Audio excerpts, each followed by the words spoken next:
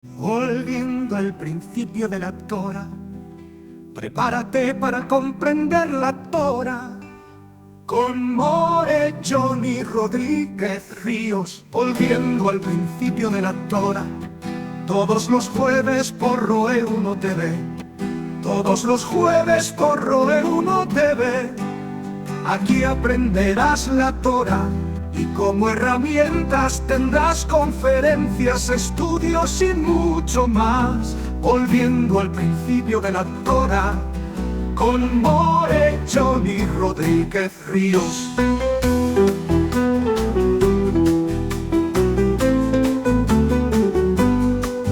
Con More Johnny Rodríguez Ríos, suscríbete y te gozarás.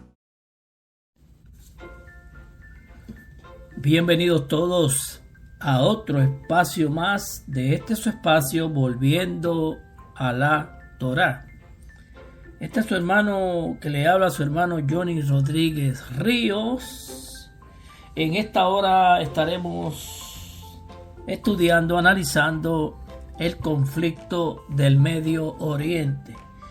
¿Qué está pasando hoy en el Medio Oriente? ¿Cuándo comenzó lo que está pasando en el Medio Oriente? Esas son preguntas que debemos hacernos a la luz de la Escritura.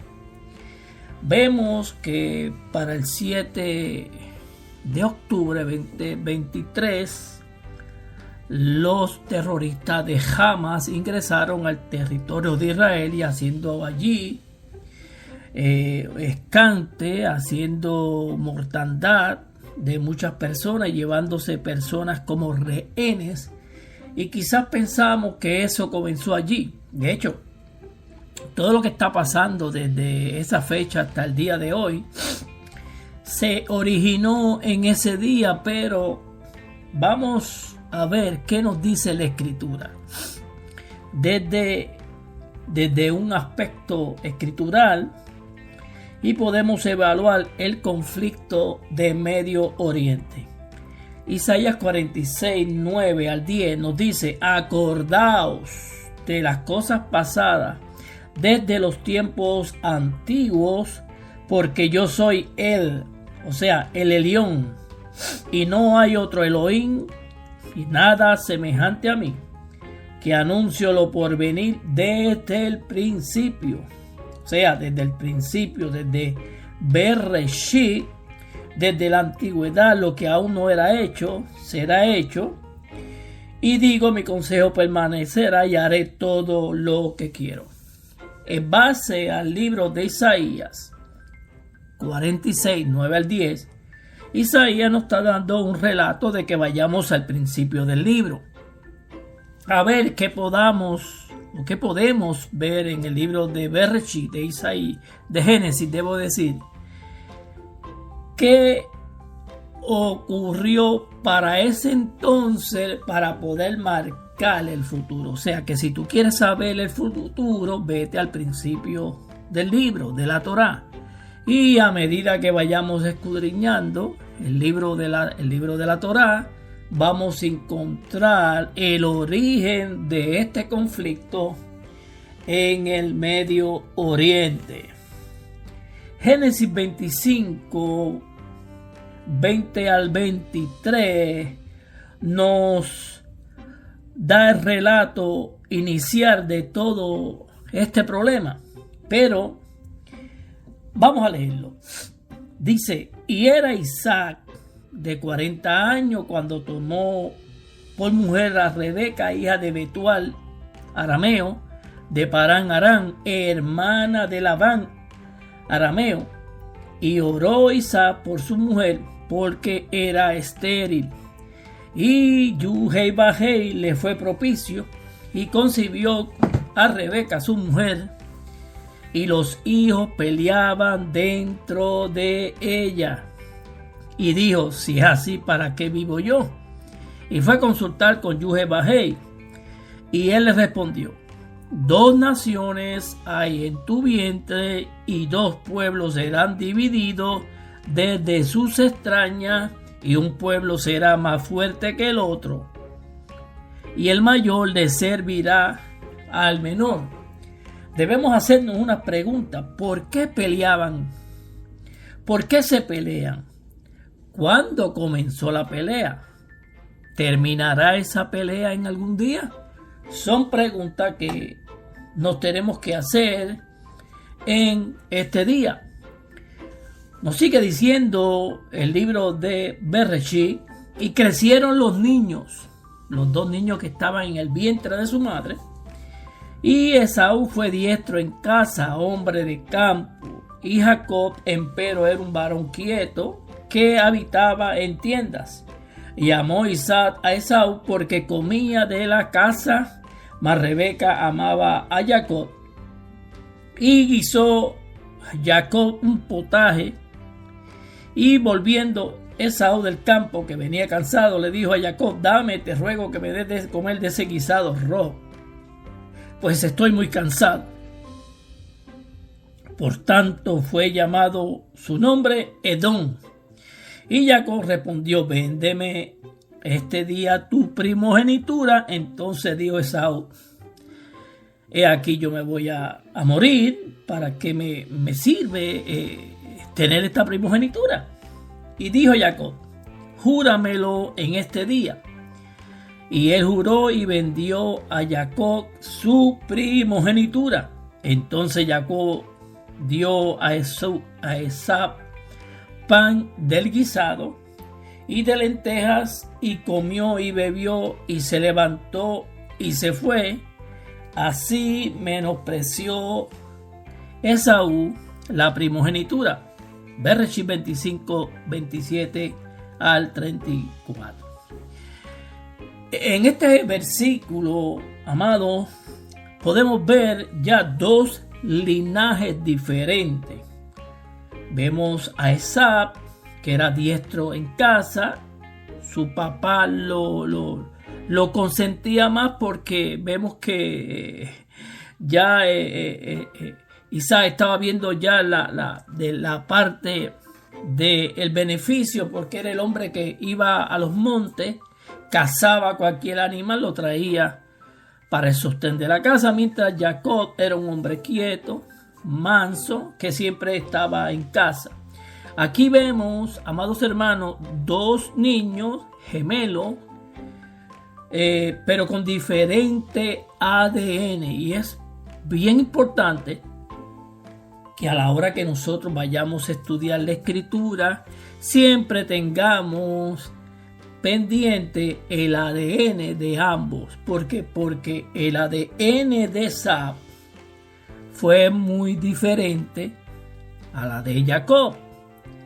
Tanto fue así de que sus padres estuvieron un poco disgustados, porque primeramente Esaú era el dueño de la primogenitura, y conocemos los mandamientos de la Torá respecto a la primogenitura, y él vendió la primogenitura, negoció, cambió la primogenitura por un plato de lentejas.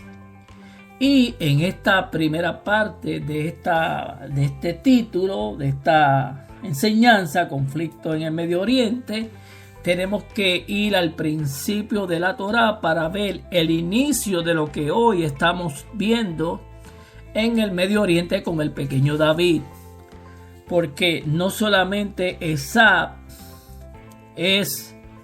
o los descendientes de Esaú son enemigos del pequeño David, de Israel, sino que en el transcurso de la vida Esaú tomó mujeres cananeas, se mezcló también con los ismaelitas, y ahora vemos todo lo que es ese imperio de árabes, que son, muchos de ellos son los que están haciéndole la vida imposible a David, al pequeño David.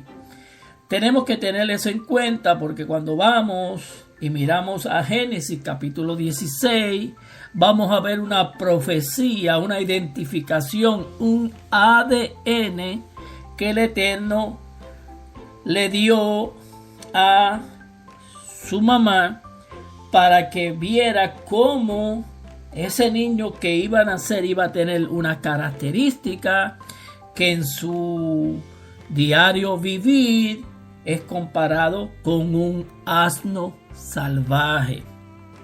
Nos dice en Génesis 16:12: además el ángel, el malak de Yuhebahei, de Yahweh, he aquí que has concebido y darás a luz un hijo y llamará por su nombre Ismael, porque Yahweh ha oído tu aflicción.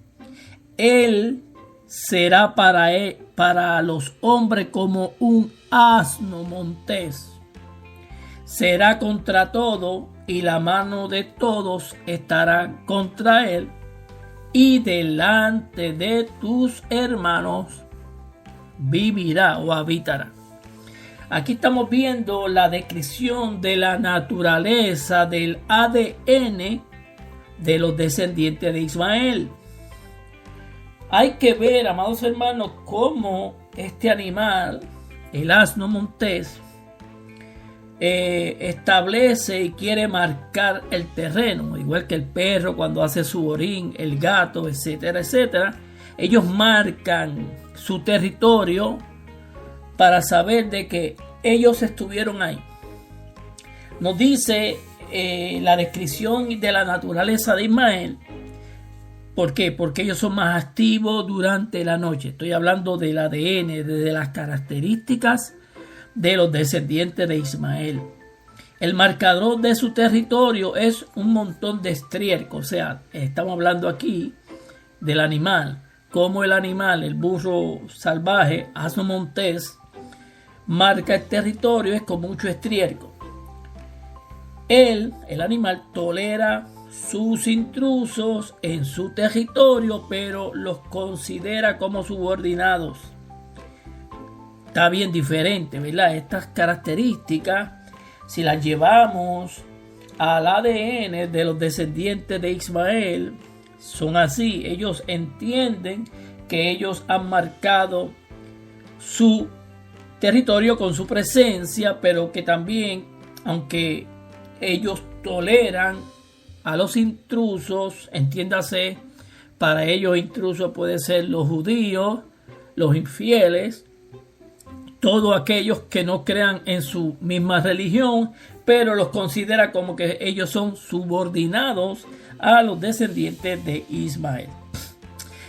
Nos dice, hablando del animal, a diferencia de los otros animales con pezuña, ellos no huyen del peligro, ellos investigan primero y luego deciden qué hacer. O sea, mire la inteligencia de este animal.